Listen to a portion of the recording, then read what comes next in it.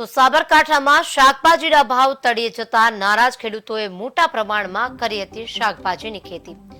કોબીજ અને ફ્લાવરના ભાવ ઓછા મળતા હવે ખેડૂતો નારાજ થયા છે।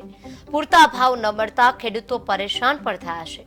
ખેડૂતોને પ્રતિ 20 કિલોનો ભાવ મળી રહ્યો છે। માર્કેટમાં ₹25 થી 30 મળી રહ્યા છે। વહીવટી તંત્ર પાસે સહયોગની અપેક્ષા કરી રહ્યા છે ખેડૂતો।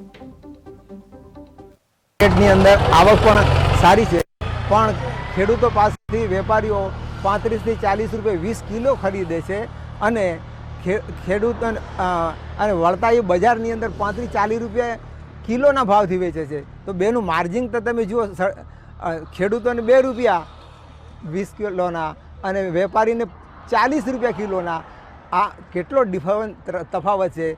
સિઝનની અંદર અમને હાલ બજારમાં સારા એવા ભાવ મળતા નથી। સરકાર પાસે અમે આશા કરી છે કે સારા એવા ભાવ મળે। હાલમાં ખાતર દવાઓ બહુ મોંઘી પડી રહી છે અમને, ને બજારની અંદર સારો એવો ભાવ નથી। બજારની અંદર 20 થી 30 રૂપિયા કિલોનો ભાવ છે ફ્લાવરનો।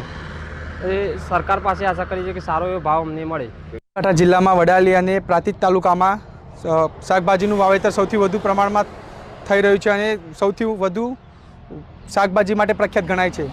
તે અમે ગયેલી સાલ ટમાટાનું વાવેતર સૌથી વધુ પ્રમાણમાં કર્યું હતું, પરંતુ તે સાલ ટામેટાનું બજાર સૌથી નીચે બેસી ગયું હતું, ત્યાંથી બહુ વધારે નુકસાન થયું હતું અમને ટમાટામાં। અને તેવી આશાએ અમે આ સાલ ફુલીવર અને કુબીનું વધુ પ્રમાણમાં વાવેતર કર્યું, પરંતુ આ સાલ ફુલીવર અને કુબીનું બજાર સૌથી નીચે બેસી ગયું છે।